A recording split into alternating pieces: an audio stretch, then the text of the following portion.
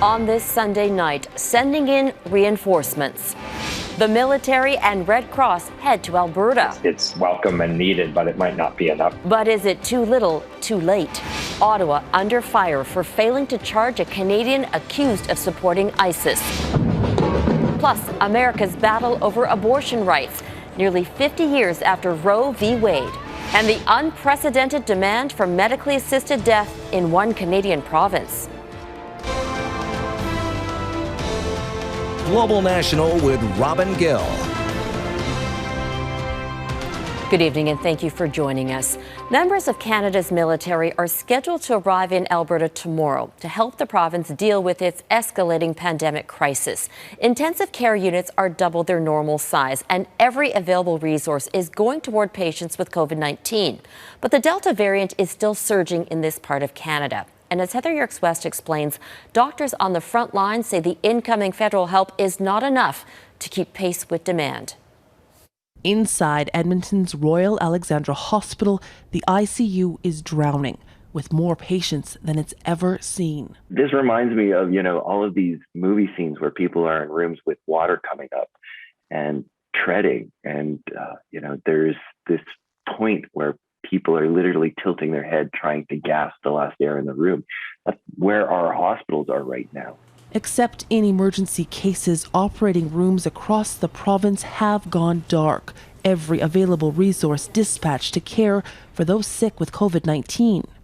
It's why Alberta has asked the Canadian Armed Forces for help, but the military doesn't have many resources to give. A team of 8 critical care nurses will arrive in Edmonton on Monday. The Red Cross is also preparing to deploy a team of up to 20 people, while a small number of health workers from Newfoundland are due to arrive in Alberta later this week. It's welcome and needed, but it might not be enough, or it'll be overwhelmed really quickly. So, we need to stop our transmission in cases as well. That's because within the province, COVID-19 continues to spread. Current public health measures, including a vaccine passport system and an indoor mask mandate, has helped new daily case numbers plateau.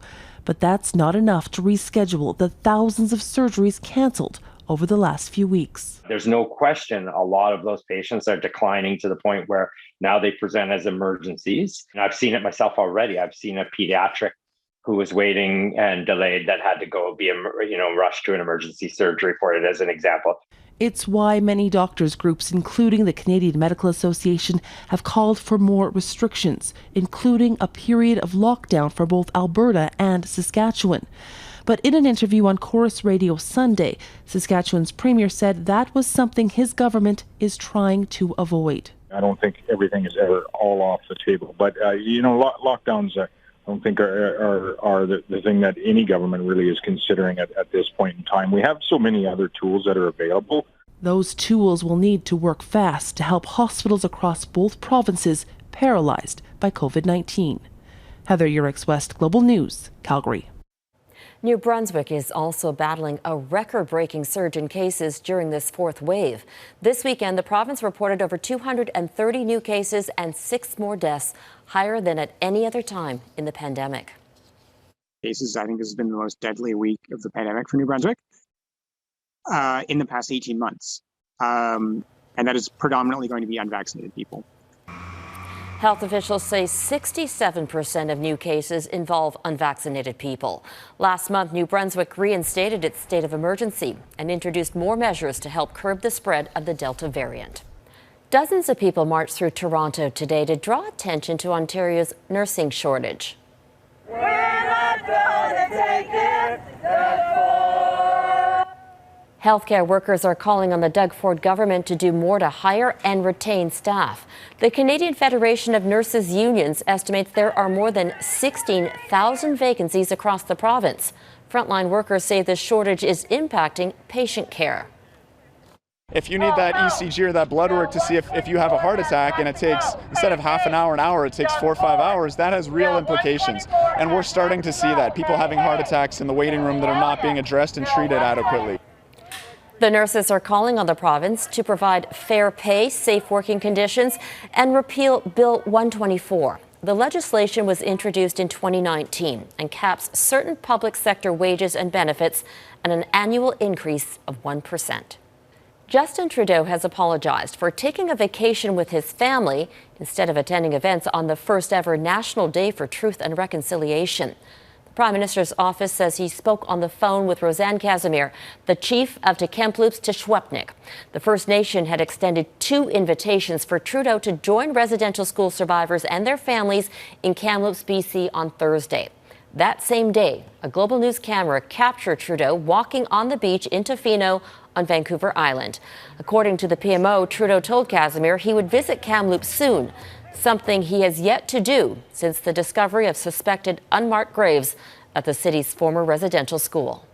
There are questions for the federal government as to why U.S. authorities and not the RCMP have detained a Canadian who admits to being a fighter for the so-called Islamic State. Mohammad Khalifa is in FBI custody, charged with a terrorism offence. As David Akin reports, national security experts say this development hurts Canada's international reputation. Mohammad Khalifa is a Canadian. He was an IT worker in Toronto before ending up in Syria fighting with ISIS. He was captured by Kurdish forces in early 2019. And when Global News interviewed Khalifa in Syria in October 2019, he admitted to being the narrator of ISIS execution videos. My goal was basically just to join the fight in Syria. Khalifa was the voice, for example, behind the infamous Flames of War video, a video which ended with ISIS members executing their victims. This harshness never wavered and was a constant trait of the brothers. The 38-year-old now stands accused of conspiring to provide material support or resources to a foreign terrorist organization, but he is not being accused of that crime by any Canadian authority. Instead, it is the FBI who took custody of Khalifa from those Kurdish forces, and now Khalifa will face trial in an American courtroom. This is the first time we've heard of a Canadian being prosecuted by a foreign state for their role in ISIS abroad. For national security experts like West, the fact that Americans are prosecuting a Canadian means Canada's credibility as a partner in the global fight against terrorism is taking a hit. Our reliability in the fight against bringing terrorists to justice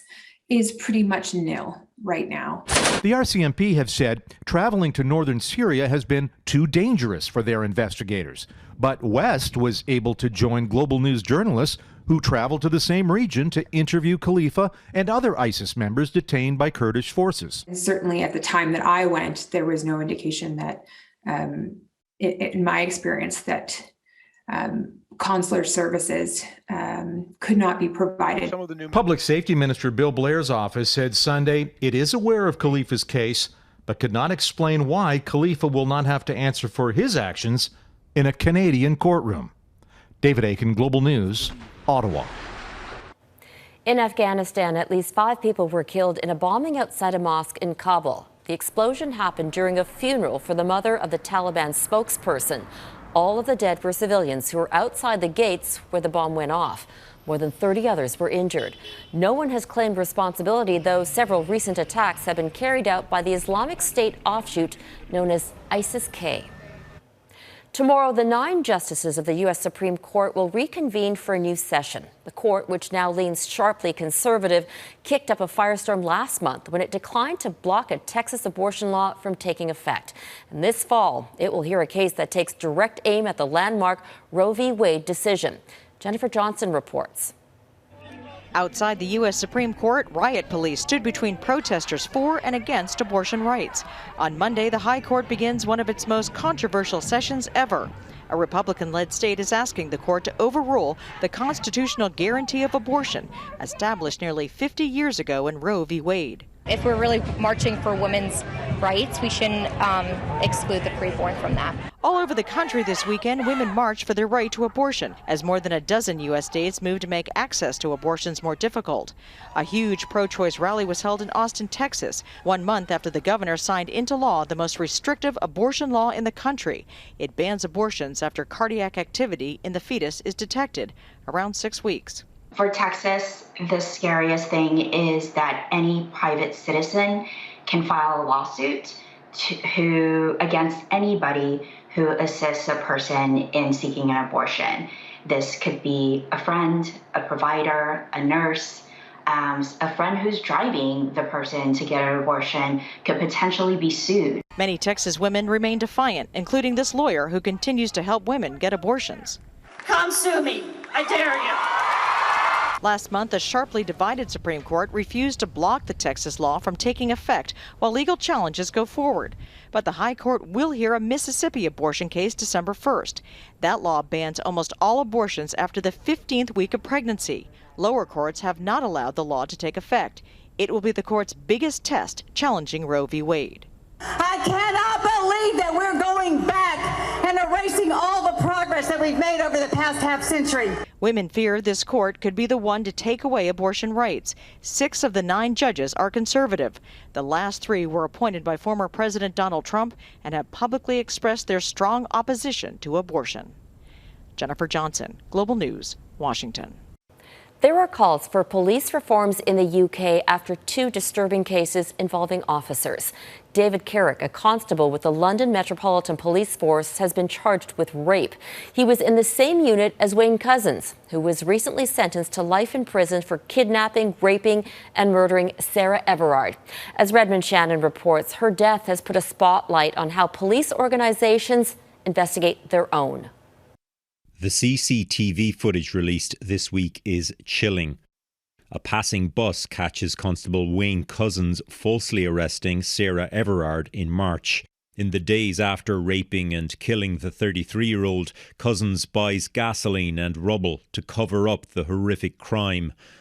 A week later, his colleagues arrest him.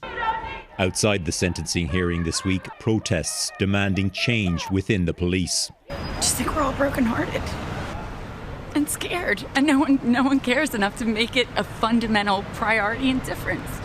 The court heard colleagues of Couzens at his previous police force knew he was attracted to violent pornography. A newspaper report said officers nicknamed him the rapist, which police deny, and 3 incidents of indecent exposure were allegedly linked to Couzens. One happened just 3 days before the murder. Indecent exposure, and no one's stopping him. It's unfathomable. I recognise that for some people a precious bond of trust has been damaged. Huge questions remain about the vetting of Couzens and the lack of any intervention before he committed the murder. And in the aftermath of his life sentence, the Metropolitan Police have issued advice to women on how they should interact with a lone police officer. The force says if women are unsure, they should shout for help, run to a house, or call emergency services. Women's rights activists have pushed back, saying it's not the public who should have to change, but the police. We believe that there is a sort of patriarchal culture within the police. They need to be breaking that down. They also need to be breaking down this sense of loyalty to your fellow officers above loyalty to justice. The Mayor of London says undercover officers must now work in pairs. The crisis in police confidence and women's increased concerns about going out at night come at a time when taxis are harder to come by amid the UK's fuel supply shortage. Redmond Shannon, Global News, London. Coming up, dying on their own terms, why the demand for assisted death is growing. And the lessons in linguistics, a rebirth of Indigenous languages. That's later on Global National.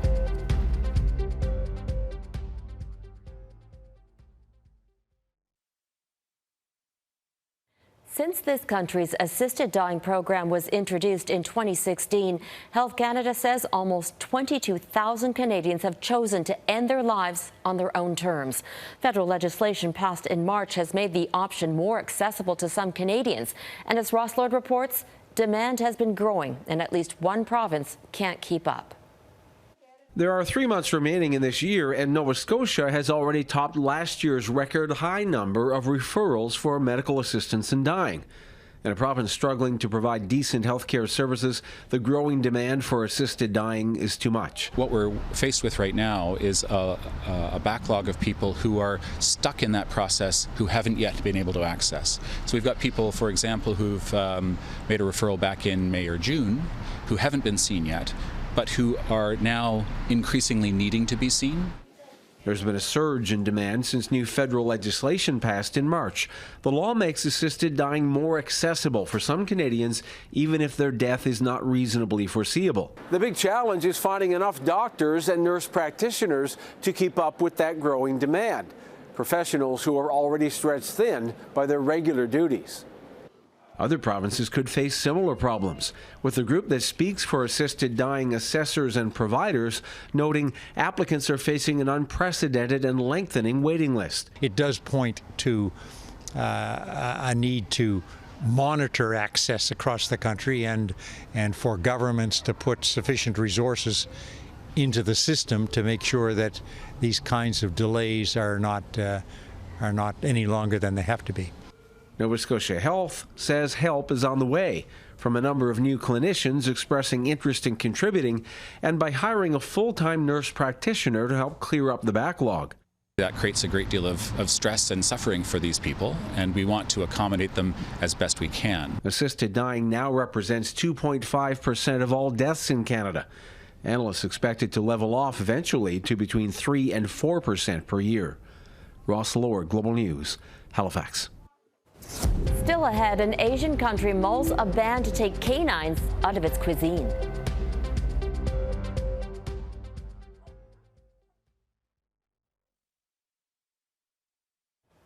The consumption of dog meat in South Korea is a centuries-old practice. But this week, the country's president, who's a dog lover, said it's time to consider banning it. It's welcome news for animal rights groups. Crystal Gamansing looks at why the controversial cuisine could soon be off the menu. Happy, relaxed, and clearly loved, Loco and Asali have adjusted to life in Quebec. Essentially, they bring joy. I have grandkids. They love the dog. These two are like hundreds of Canadian pets whose lives began much differently on dog meat farms in South Korea. Future rescue adoptions may not be needed. 이제는 개 식용 금지를. The spokesperson for South Korea's president says the issue has been raised with the prime minister, as the president feels the time has come to carefully consider imposing a dog meat ban. It's estimated 1 million dogs are slaughtered for food annually, but demand is dropping. Talk of a ban has gained momentum as more people get dogs as pets, including the president. I am Korean national, but I wouldn't say dog meat consumption is Korean culture. Because, culture changes as the society progresses. These days, especially younger generations, we really don't need to consume dog meat, really. Humane Society International has overseen the closure of more than a dozen operations where animals were found malnourished, confined in cages, and covered in feces. It's absolutely horrible. Eva Demjanovic has attended 7 farm closures and helped relocate rescued dogs to the UK, the States, and Canada. Knowing that this could be the end is the objective that we've had for years. I'm really hoping that this time it's really going to lead to something. Beautiful girl. Polling done for Humane Society International in 2020 showed the majority of people in South Korea support a ban. With no clear timeline, the future of dog meat could end up being an election issue when a new president is selected next year. Crystal Gamansing, Global News, London. Finding the words. Up next, the efforts to save Indigenous languages.